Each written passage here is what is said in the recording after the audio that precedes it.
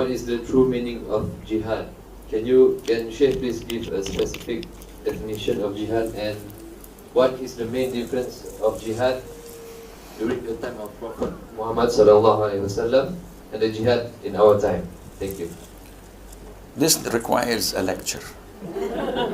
But in short, jihad linguistically is to struggle, and technically it is to fight for the cause of Allah. The Prophet said alayhi salatu wasalam to the person who asked him, "O Prophet of Allah, a man fights for the booty, for the money. A man fights for fame. A man fights because his kinship were attacked, so he's fighting with them. Who's among them is in jihad for sabilillah?" He said, "Whoever fights so that Allah's word is the highest." So this is jihad, when you fight for the cause of Allah Azza wa Jal. However, jihad can be categorized in 5 things. Jihad of shaitan, when you struggle, when you fight shaitan, this is jihad. Jihad of your own soul, and sometimes they're both interlinked.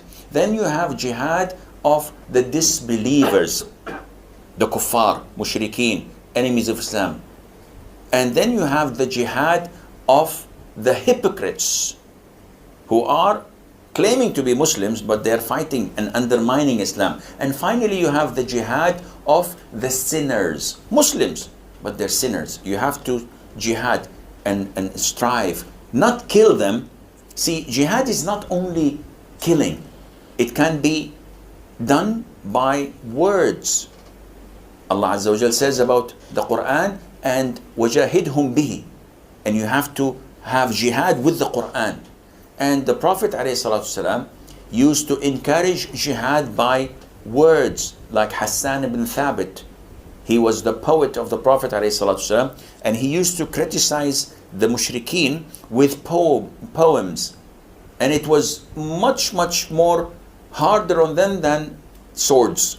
Because people would circulate, "Oh, they said so-and-so about your family. They said so-and-so about your fear and being coward and running away from battle." And all the Arabs would talk about it. So poetry at the time was like CNN, was like, news agencies.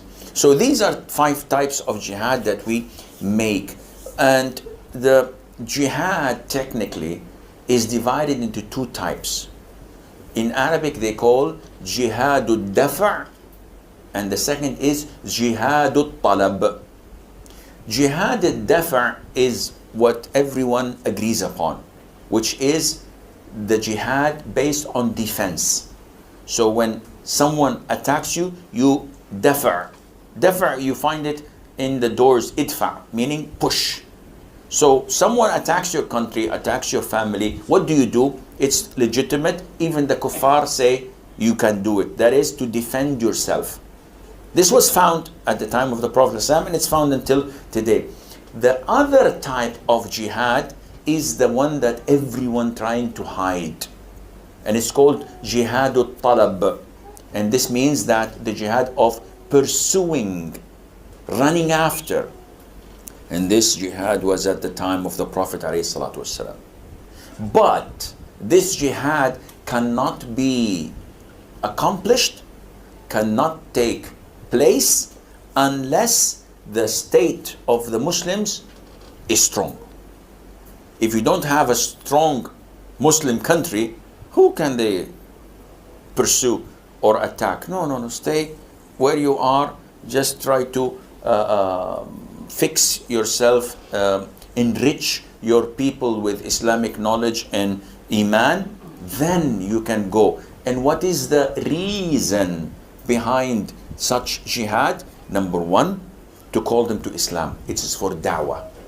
The jihad is only for da'wah. That is why when Muslims go and conquer the adjacent country, what do? We kill them all? No. The Prophet says, the first thing you do is call them to Islam. If they accept it, leave them. Khalas, they're Muslims. We go.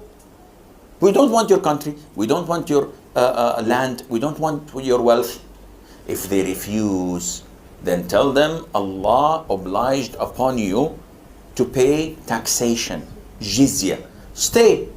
kafir as you wish, no problem. But you have to give us a percentage. And this percentage, by the way, is given once or twice a year, depending on the rules. And it's less or equivalent to zakat, your own zakat. And by the way, jizya is not taken from women. You didn't know this, did you? So I'm teaching you new things, mashallah. Sheikh Scholar is a very big scholar. Anyhow, jizya is not taken from women. It's not taken from children. It's taken only from men who work and can produce. So we take jizya. And in return, when enemy comes and attack your country, you don't fight. We Muslims protect you. Subhanallah, for this little money? Yes. And you enjoy sitting in your homes and in your country and live your life normally. But the ruling is for Sharia. So you do not open nightclubs, you do not fornicate in the streets, you do not, no, Sharia rules. But you live your life, you marry, you have children, you enjoy your life. But publicly, Islam rules. If they refuse, then we have to fight. And if we fight you, then we capture you, you become our slaves, and we take your land, and you take because you refuse, I give you two good options. This is the strength of Islam. But nowadays, forget this. Maybe in the coming 40, 50 years, when the Muslims become strong, as they're supposed to be, and they are focused and Islamically oriented. Now we're not Islamically oriented. We are money oriented. We want to live comfortably, have a good car, have a good house, have a good salary, and let everybody else die. I don't care.